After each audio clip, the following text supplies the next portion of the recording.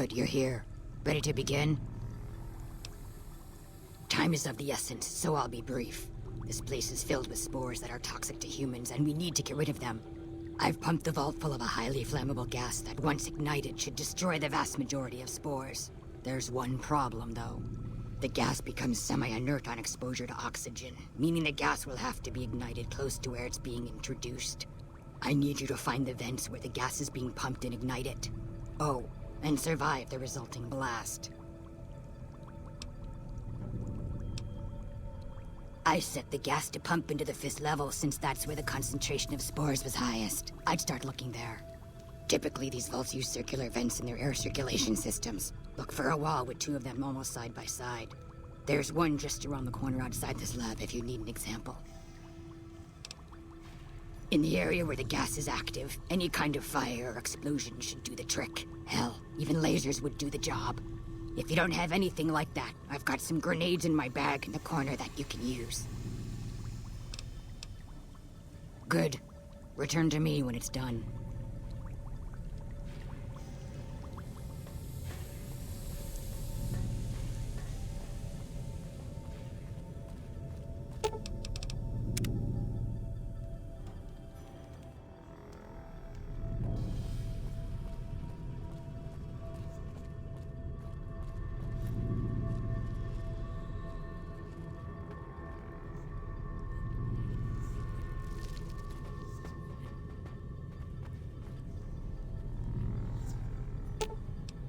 I'll sit tight.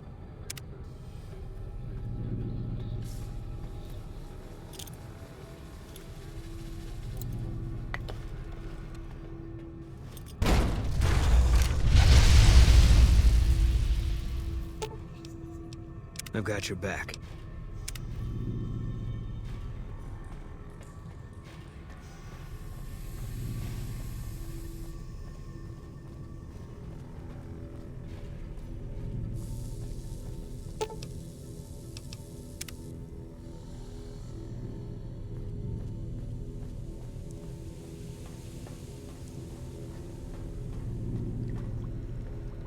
Hey.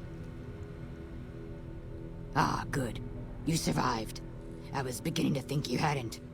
You'll be pleased to know that the spores should no longer be a problem. Now all that's left is to ensure that none of this ever happens again. The research that led to these abominations must be erased. I've managed to create a connection to the vault's backup system from here. I just have to remotely delete all the files, and we're done here. What's got you so flustered? You just about scared me to death shouting like that. What do you mean? I suppose you've given me no reason not to trust you. Fine. Take the data and go. I hope you know what you're doing. I've unlocked the door, so you're free to run along now. Although it pains me to say it, I wouldn't have made it out of here without your help. If you're heading back toward McCarran, tell Dr. Williams that she has my thanks as well. Don't mind me. I have to wrap things up here, gather my gear, that sort of thing. I'll be leaving soon enough.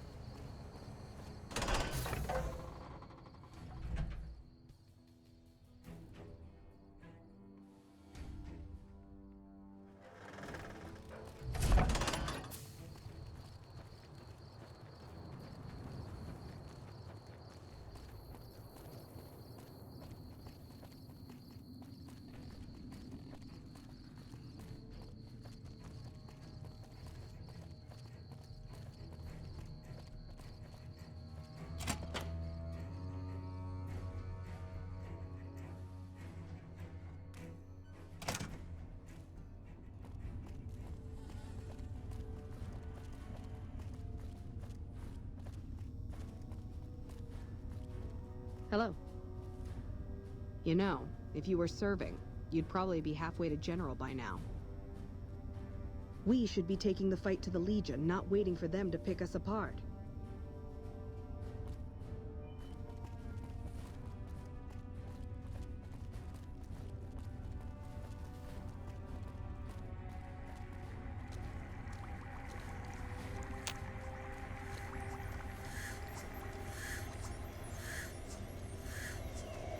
Keeley just called in. You should have heard the director. Wait up. Now look here. She wouldn't let him finish a sentence. Just reamed him out for sending all those people to the vault. I've never seen his face so red and twitchy. Thanks for keeping her safe. Here's the caps I promised. I knew I had a good feeling about you. Thanks again. Really, I owe you.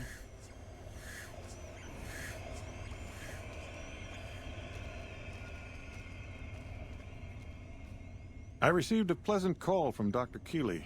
It seems we have you to thank for keeping her alive. Very charitable of you. Wonderful. Excellent work. Let me see it. It'll take a moment to decode on my terminal.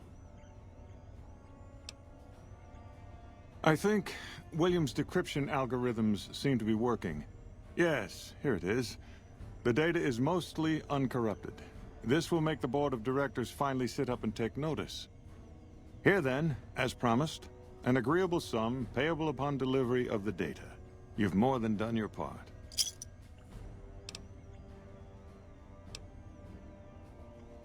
Your concerns are perfectly understandable, but I assure you, they're entirely misplaced. We would never use technology that wasn't fully tested. We aren't some motley band of vault alchemists. We're with the government, for goodness sake. Have a little faith in us.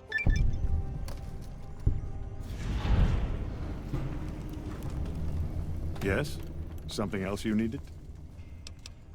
Oh? What might those be?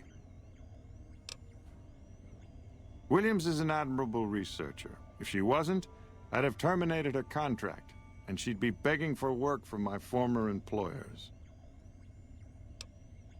Williams has a tendency to feel before she thinks. Not in the lab, but everywhere else.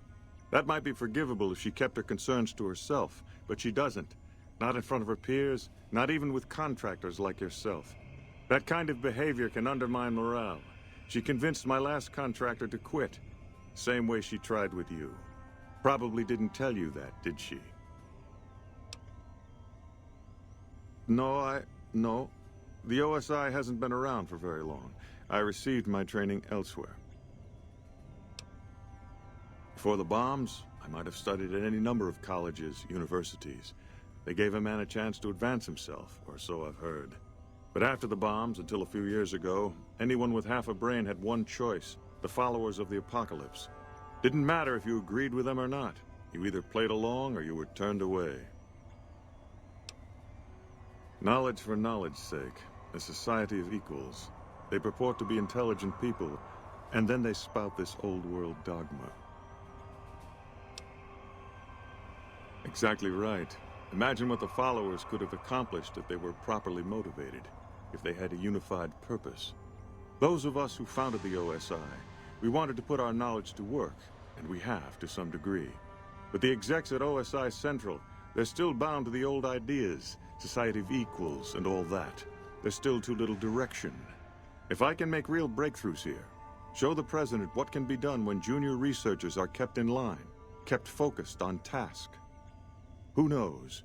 Maybe I'll be sitting in OSI Central in a few years' time, and there'll be no more coddling of free spirits like our friend Williams. Yes, goodbye.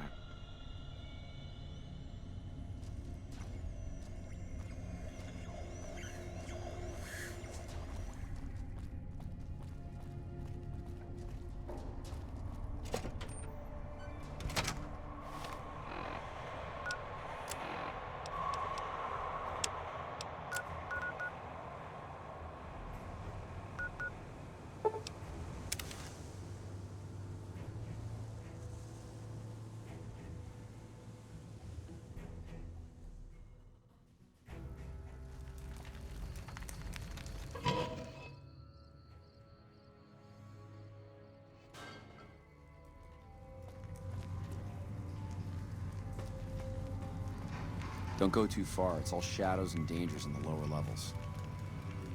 Great fighting today.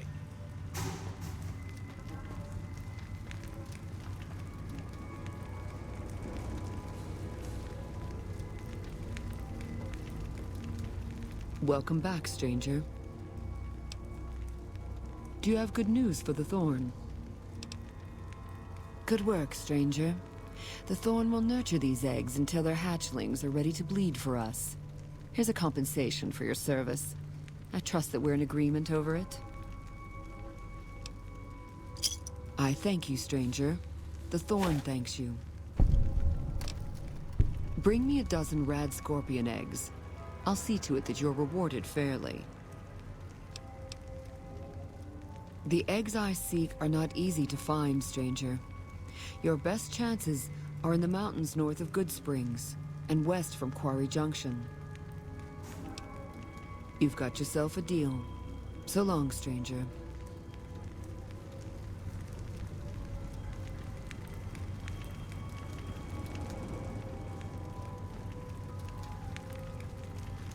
Prim is a new sheriff. That should keep the powder gangers away.